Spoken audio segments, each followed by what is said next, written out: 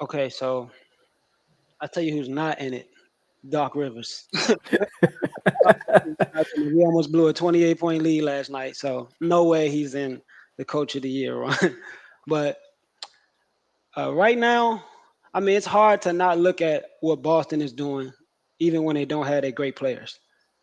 It's hard to not look at that. But I don't think Missoula is going to get the benefit of the doubt, being is that Udoka is the one that planted that seed in Boston. They went to the finals last year. So a lot of people are going to think that they just feeding off last year's energy and it doesn't have much to do with the coach.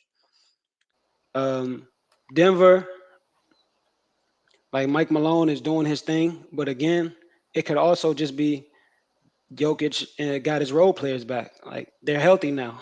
You know what I mean? So we've seen them be the top of the West, and I think he's won Coach of the Year before with that team. Mhm.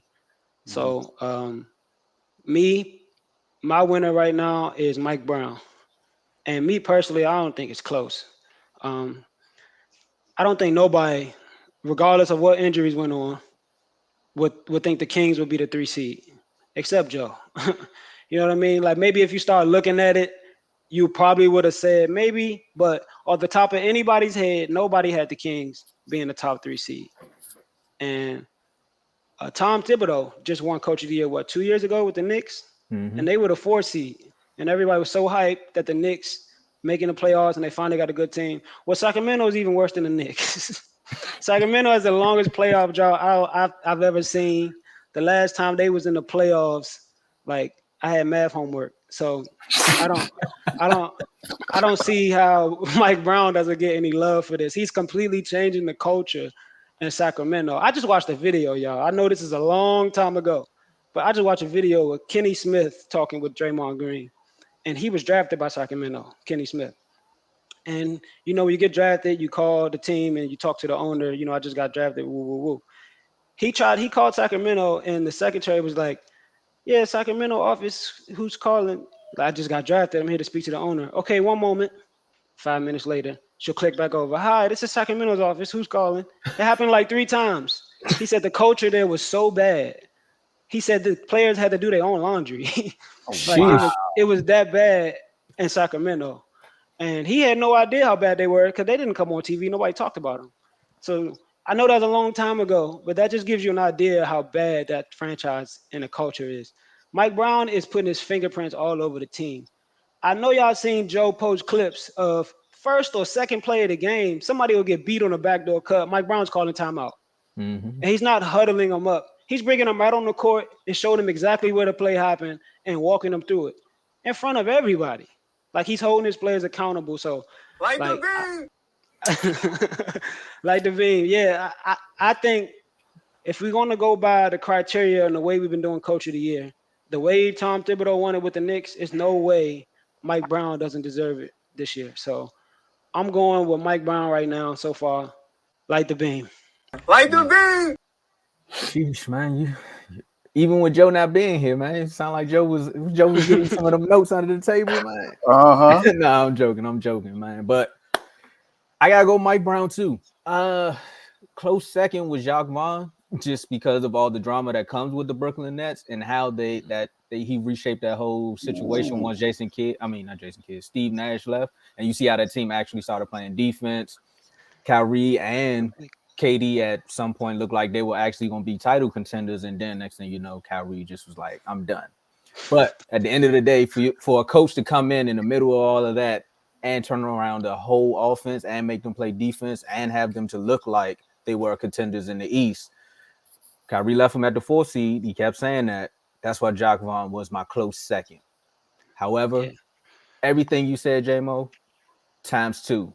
Mike Brown. Come on, man. It's the Kings. Nobody thought the Kings were even going to be relevant from the last time we seen Mike Brown as an acting coach with the Warriors and they got blown out. Everyone looked at Sacramento and was like, I think you all made a mistake. For the league to even say that to Sacramento was like, why would you think that if you all think Sacramento are jokes? You should just let them go there and fail, right? Mike Brown said, nope, I'm putting on my whistle and my shorts and I'm running up and down the court because that's one of the famous moments that Joe loves to When he post cut on. the Jets on. Yep. Yeah. He was like, I'm running with him. I'm running with him. But that's just how he relates to his players. Also, what you said about the timeouts and showing them in the huddle, like not in the huddle, like, no, this is where you messed up. Fix that. To turn some players' careers around. Like for me, I think Malik Monk is right back on the right page after being with that Lakers stint. Mike Brown has the Kings in the 4th seed, right? You said 3rd? No, I think they're the 3 seed. They 3. They're the 3 seed right now. They are threatening the West because of him. And Sabonis. I mean, they still have almost the same roster, but with Sabonis and a few extra pieces, they are threatening the West. And Mike Brown, salute to you. It's not just LeBron, it's you. I'm so glad that you said that at the end. So it's a sweep. It's a sweep. It's a landslide. There's no way that someone gets it other than Mike Brown. I'm sorry. It's no way. No one I know personally, like J-Mo said, other than Joe, had the Kings even in the playoffs, honestly. I had them in the play-in, but not at the 3 seed in the West. Mm-mm. And I think I said this in the NBA chat. Correct me if I'm wrong, but I think it's finally about time Mike Brown gets credit for being a really good coach. I said that before when he was the coach with Cleveland. I said, yeah, I get it. He had LeBron there, but that team also played defense. That wasn't all LeBron. That was a defensive team because of Mike Brown. That was not because of LeBron. Not saying that he's not a great defender. He is. But that was because of Mike Brown. And when he went to, like you said, when he went to Golden State, he pretty much helped that defense get back to where it was before, because they didn't necessarily have I guess you can say, a defensive coordinator other than, Steve Kerr being there, and then you having Draymond pretty much running the defense. But you actually got Mike Brown there, who's been a defensive coach since he's been in the league, and he's there helping out their defense. And what happened to them last year? They went and won the freaking ring. Yep. Went and won the freaking ring. So Mike Brown obviously deserves that. And I like the fact that you said Jacques Vaughn, because that is key. And then, I mean, look at what Mikal Bridges did to Miami Heat last night. Oh man. Hey, Here we go. I just thought about it. All 3 of us be having gripes with our team. Why Joe leave us on here like that?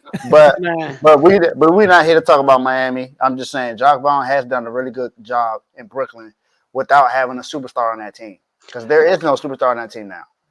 Kyrie's gone, KD's gone, and that team is still going to make the playoffs. I don't care. Trust me, they're going to make the playoffs. No, that's a fact. So let me piggyback off some of Brooklyn here. Depending on how the rest of the year shake out, Jacques Vaughn can definitely win this award.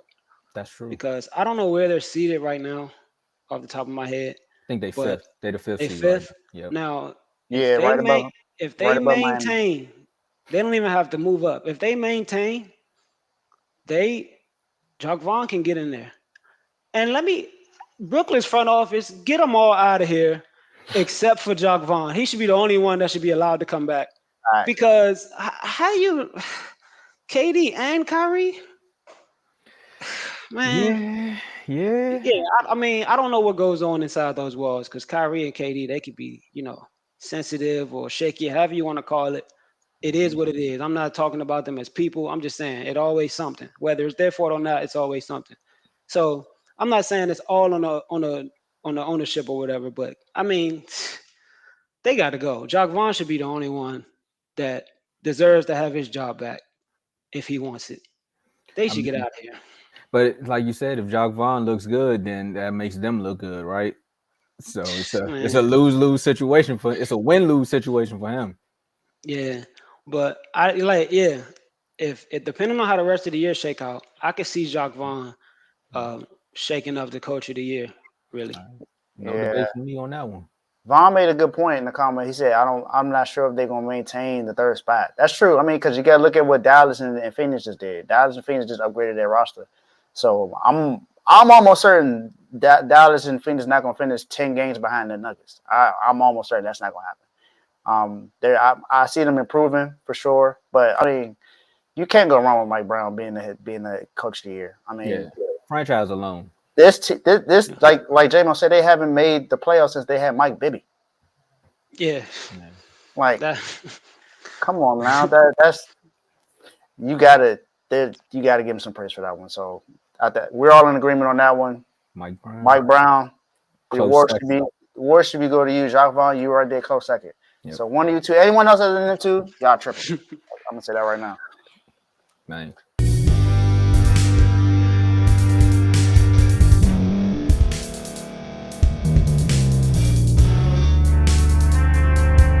Thank you for staying to the end. If you're watching this on YouTube, please like this video, subscribe, and also hit that notification button so you can be notified next time we put out a video. If you're listening on any podcast platform, subscribe and hit that notification button, y'all, so you can be notified we put out another podcast audio.